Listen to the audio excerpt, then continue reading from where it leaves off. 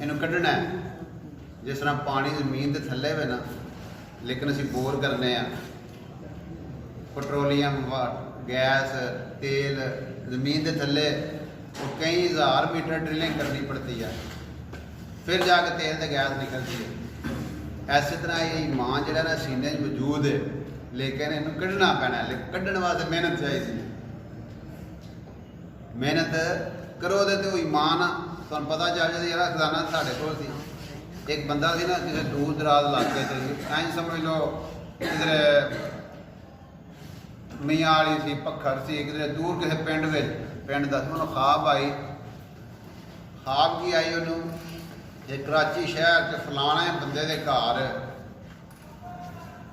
वो पूरी ने लोकेशन समझाई गई, फलाने बंदे का नाम, गली नंबर है, महला है, उत्थे है खजाना दबे हो जाके ले लै।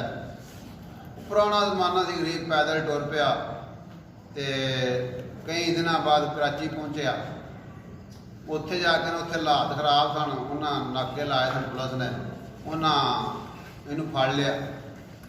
उन्हें पूछा त्राया त्रोया भी मारिया मुरिया भी दस क्यों, वो हूँ दसे ना तू कौन है, कितों आया है, की काम तेन की इतने। उन्होंने हूँ खतरा से जो मैं दस दिता तो खजाना ये ना लै जान।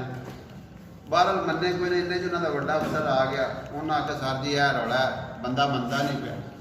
उन्हें कहा अच्छा, वो लै गया दफ्तर, बहाया चाह शाह पाई, बड़े प्यार मुहब्बत ने पूछा भाई साहब मसला दसो, हो सकता थोड़ा मसला सी हल कर दईए।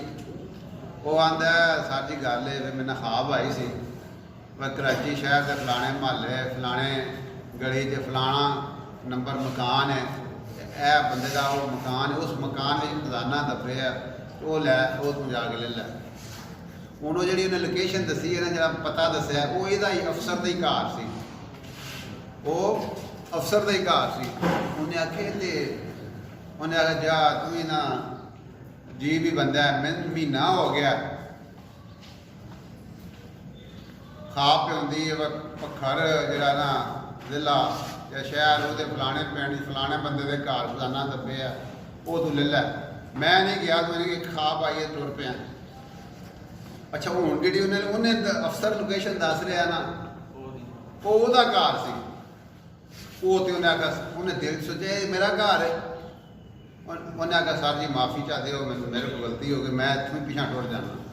उन्हें आख्या ठीक है, जो शहर चाहे तो मसला बने ना, वो उतों जनाब वापस फिर औखा सौखा होंदा पहुँचा 10-20 दिन बाद, तो जाके उन्हें जैसे अपना घर पटिया वेड़ा, उतों ही खजाना नहीं कढ़ाया। सो गल उन्हें मिसाल इस बात दी समझाने वास्ते कि इंसान के दिल मुसलमान के सीने च ईमान का खजाना दबे है, लेकिन जिस इंसान धक्के खाएगा, मेहनत करेगा, कोशिश करेगा, फिर उन्हें पता लगेगा मार खजाना तो मेरे अपने कोल सी, मैं कि धक्के खाता रहा।